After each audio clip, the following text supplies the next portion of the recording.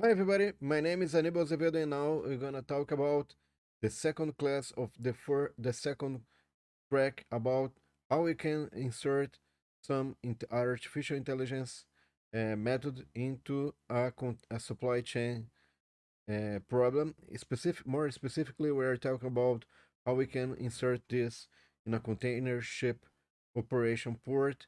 Now we're gonna talk how we can use the previously code made in track 1. So it will appear car somewhere about this talk we made in previously track, and also in the description of this video we have the code that we made in track 1. If you like this video, please make some okay for me or subscribe the channel, and I will get this a message that this video is interesting and important for you. So let's talk about the code. We are coding in a Google Collab. Google Collab is an environment provided by Google.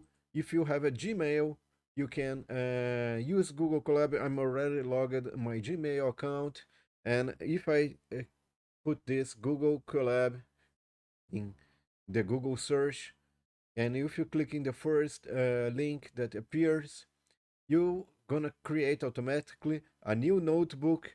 And after you create a new notebook, it's a kind of Google Drive document that can use Python code and execute Python code. Here we have a very interesting feature in Google Colab that we can combine Python code with text.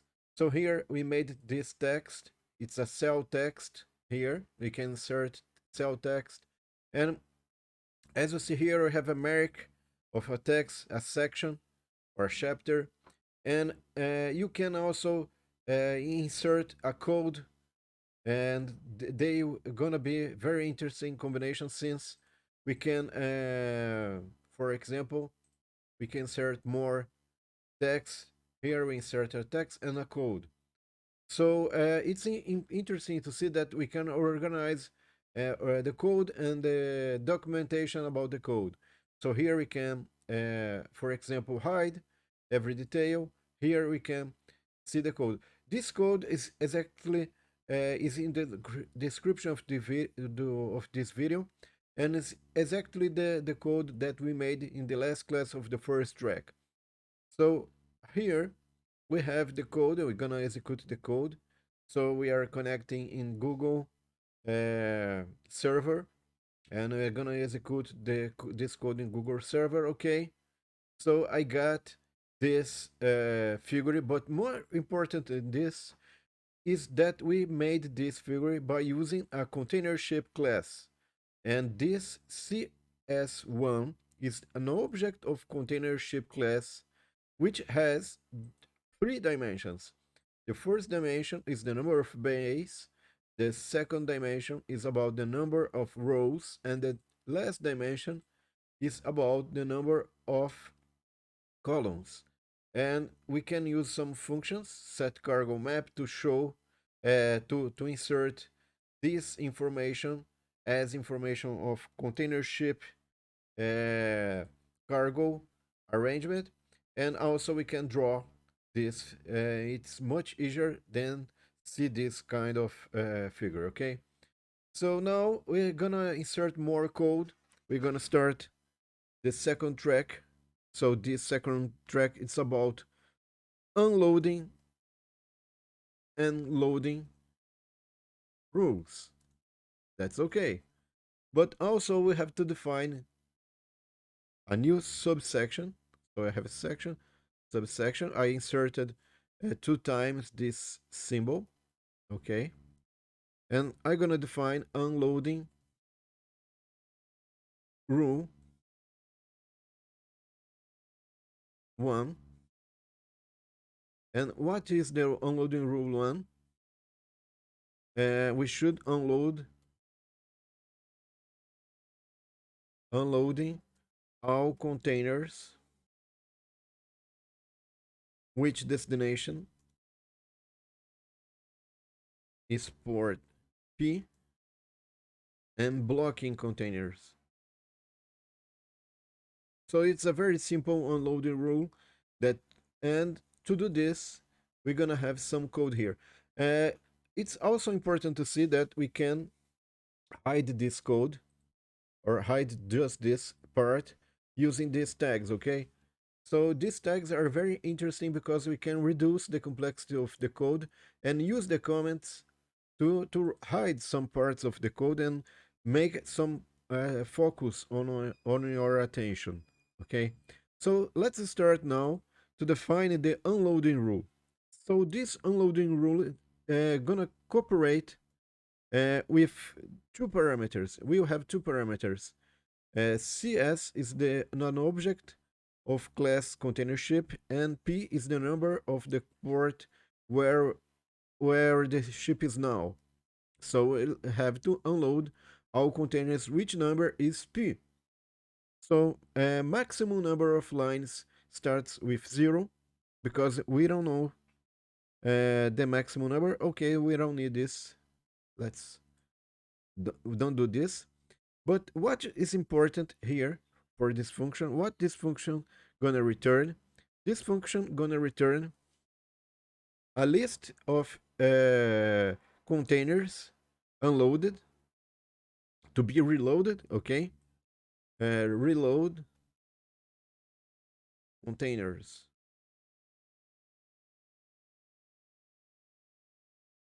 And we can, instead of doing such long name, we can use vec or array containers, return these containers. And also this function will return number of movements. Number of movements. So we can use this n move, number of movements. Number. Oh, I will use n move. Okay. So what else? How we can call this function? We can use this vec or array containers, not containers that will be removed, should be reloaded. They are removed but should be reloaded. A number of movements. And we use unload R1, CS1, and 2.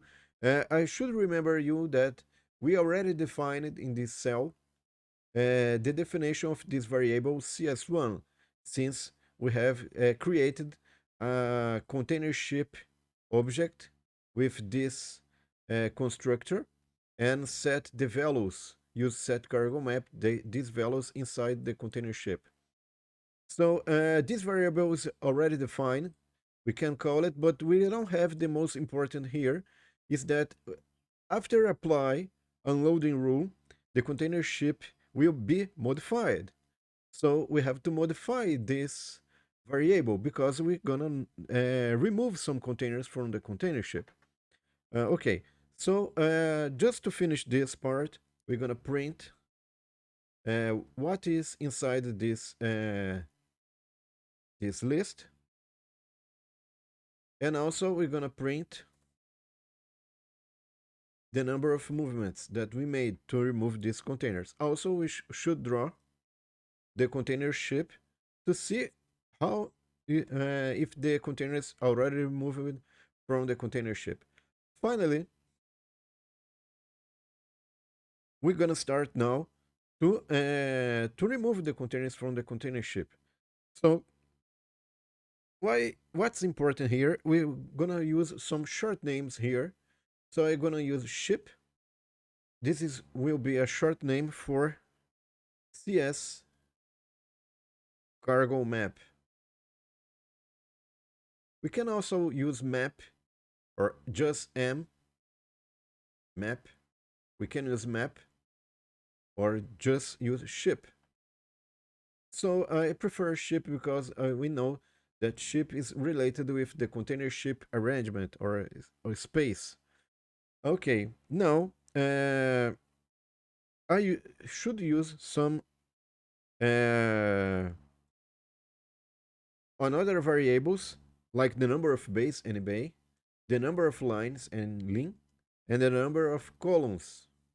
And these variables will be will receive some value from using NP now you just should remember that NP is just a short name for NumPy. So it's a kind of, okay, I will use some function from NumPy, and this function will be what? NumPy shape. So I extracted from shape what are the dimensions of shape in terms of number of base, rows or lines, and columns. So what is interesting now, we can declare and move as 0 because the number of movements that we perform at this moment is 0. And also array containers that will be removed is just an empty list at this moment. So with this information, we now are able to perform two loops. The first loop is the loop in a bay. So we're gonna search in every bay, in all bays, starting from 0 to final bay, and we also read in every column. So we have 0 to any call, and finally we're gonna start the following. So for every column in a specific bay, we should do a search. What kind of search we should do? So imagine that we are gonna use np and the function where. The where function is something like we should look at some space of the ship and look if this space has containers which destination is port P, which is the port that the ship is now in port P. So I should look at a specific column. How I can specify this? I should use I am in bay. In a specific bay, I'm in a specific column, but I don't need to specify the row because I'm looking for all rows value. So I'm searching in a specific column, in a specific bay, all rows value, if there is something or some value that is P. And after this, what is gonna produce? This will produce an index of uh, containers.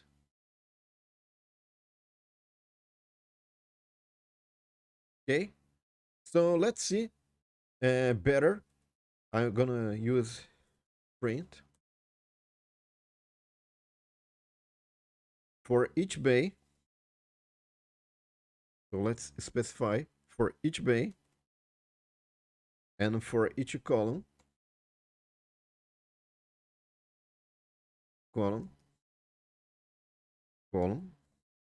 I will have some containers, but I'm looking at the index of these containers. Containers index are index containers. So let's see what is this number give to us. So it's not working because we don't have this. We have call, abbreviation of column. So okay, now we have base 0 and column 0. What we get, containers index are 1 and 2. So these containers index containers to be removed. Okay, containers to be removed. Remove array containers. So containers that we should remove are on this. So for example, this is the first bay and first column, which index is 0 bay and 0 column. And this is the index 1 and 2. In these two index, we have containers which destination is port 2. See this? This number 2 does indicate that in this space there is a container with destination export to. So I should remove both containers from here. But we also should look that in base 0 and column 1, we should remove just this blue container, this cell which number is 2. We should remove this. But to remove this container, we also access this container by removing the top container, which is container which destination is port 3.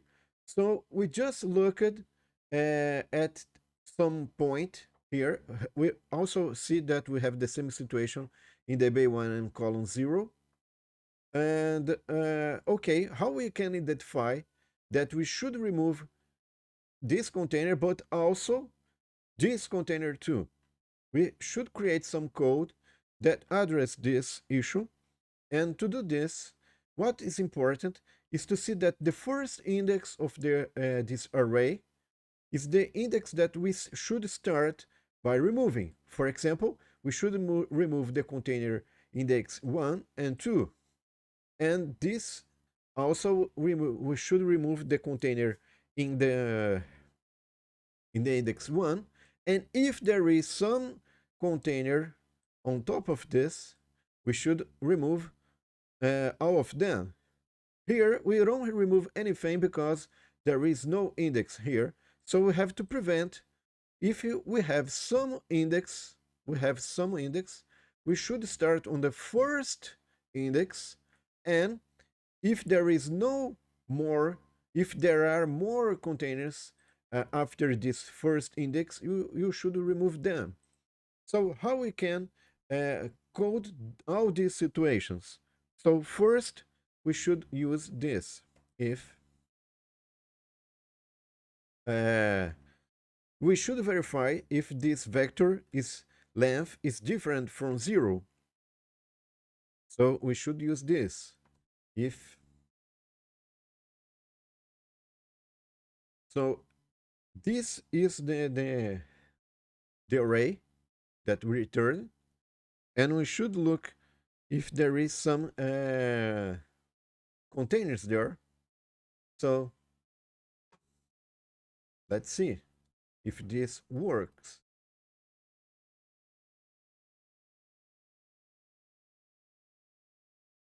Array containers. This is okay. Let's see. So if we have containers, now we are printing. So as you can see here, always there is something. Even we don't have some value, this if is entering.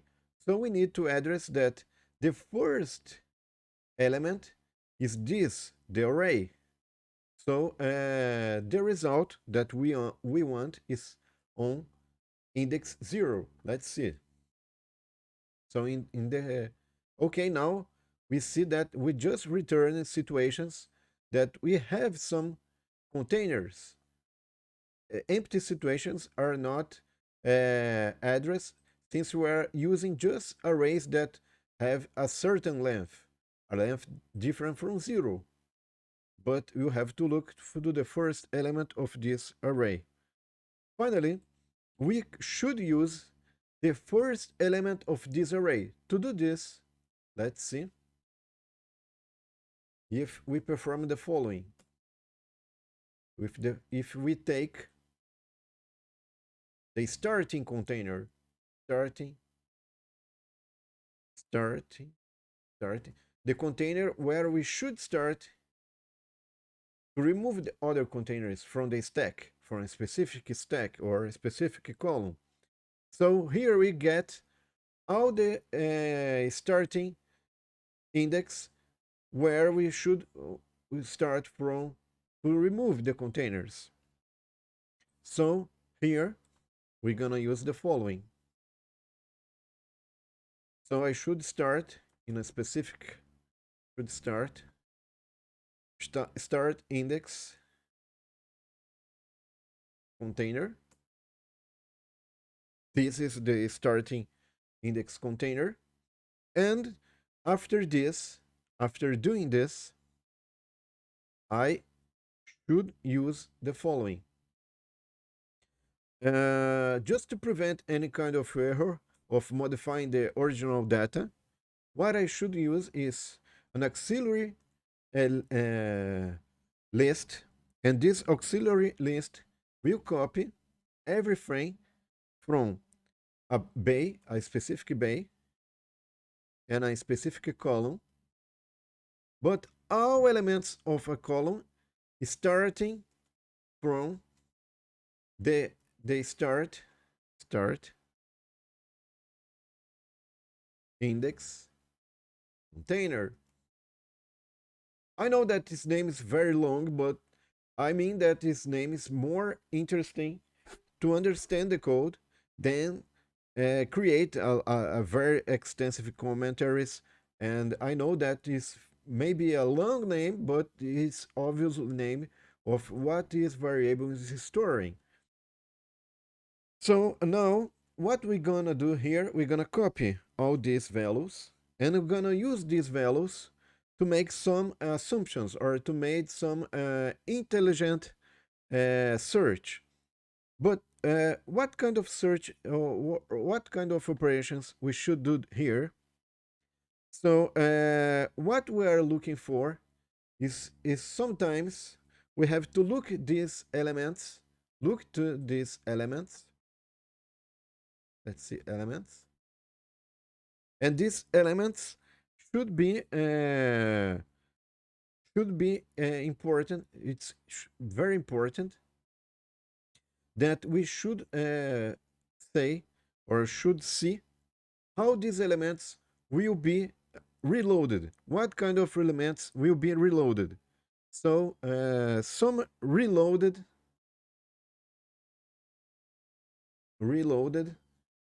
containers.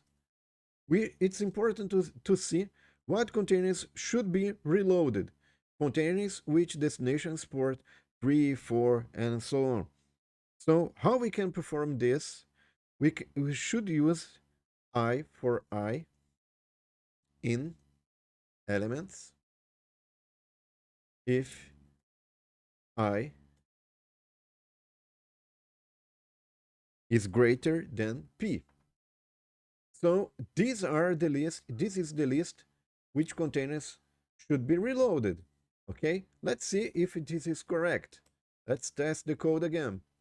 So each time we perform some code, it's interesting to see if this code is performing as we imagine it or as we are thinking that should be right to do.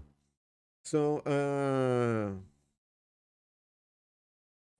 let's see if this works. Okay, we have some trouble here. It's not iterable. Okay, so let's see this. I should transform this as an integer. Okay, so now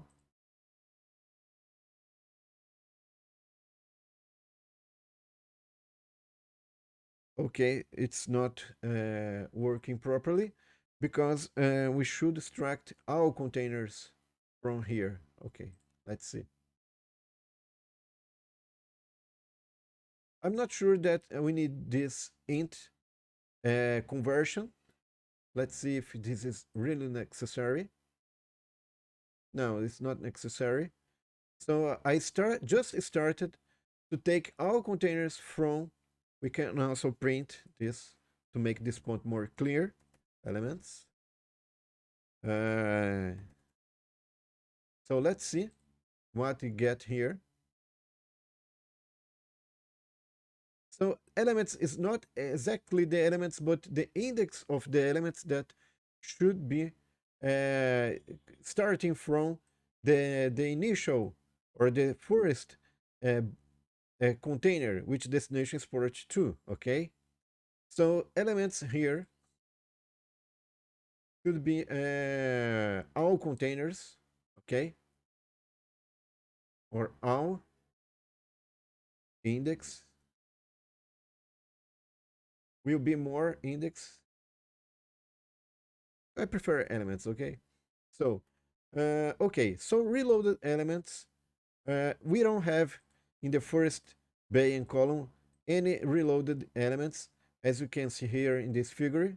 But in the second column which is the column 1, we have just one container that we should reload, and also we have some reload containers in another place, which is bay 1 and first column, which is this.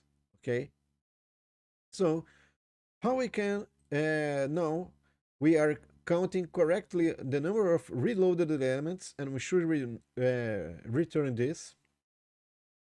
I'm afraid that I made another air containers. I should put this reloaded. It's much more interesting to read and more clear, and we don't need a very extensive documentation that no one will read. Okay, so reloaded elements it's okay, we know. So, but also we need to return the number of movements. To return the number of movements, we have to account the total number of containers that we have in the elements. So we have to perform another search here. But what's the difference now is that we're gonna use this. We're gonna count also the elements which in value are number 2. So here we have number 2, true, true. So it's not the index. I'm sorry. I said that the elements are the index. They are not the index. They, in fact, are the number as related with the containers. So I have containers with destination are port 22 and 23, 2 and 2 again, and 2 and 4. So the elements are just the number of the containers, so they are correct. This name is appropriate. And these reloaded containers is not, it's just the number of movements that we should perform to remove all containers in a specific stack. So I will use another name because we're gonna use all containers, okay? All containers. So we have to count these all containers. We can see all containers here, all containers. Let's see all containers. And after this all containers, I can count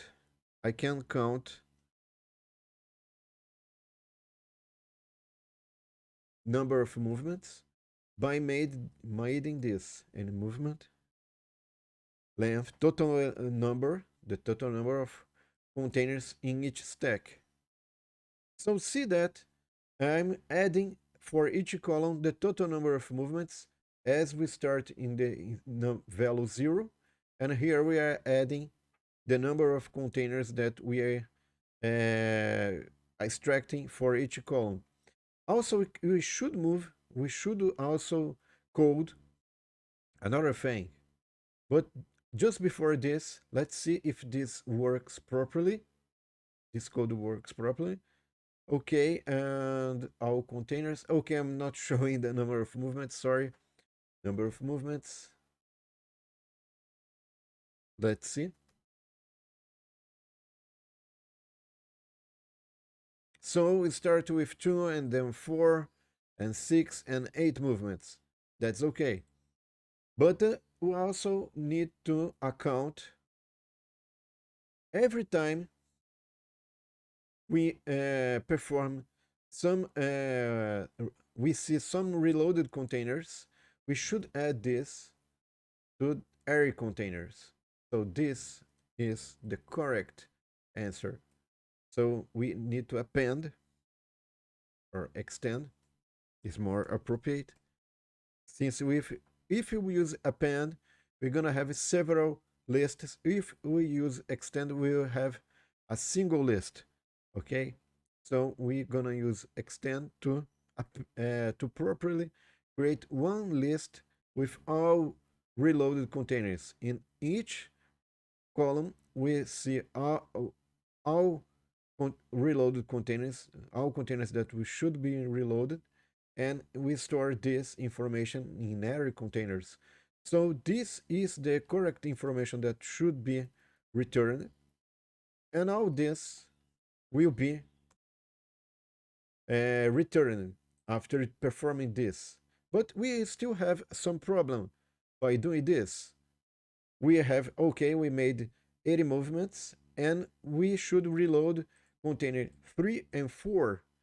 But as you can see here, the container ship is still have these containers. So this is not right, because theoretically, after applying this unloading rule, we should put 0 in this space where we reloaded these containers. So what is the thing that is missing? We should do this. Ship will be bay, and from this starting index and column, we should put 0 to indicate that this space now, after applying this unloading rule, will be empty. So there is no more, these containers are no more in the container ship. This space are now empty. So let's see if this, okay, now we have many, the space is empty with 0. So this is worked perfectly, and every step explained in detail, explaining how this code works. So I hope you find this interesting and useful.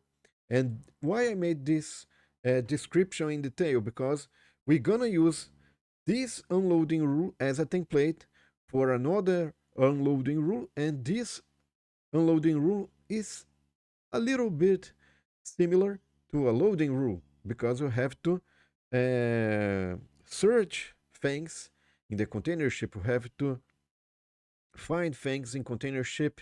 We have to find patterns, not exactly the container which destination is port P, but we have to find places where the empty spaces in container ship to put cargo when we are loading. So I hope this code is very clear for you. And if you want, you have in the description the code, the complete code in Google Colab. So thank you for your attention, and I hope you find you in the next class. See you. Bye.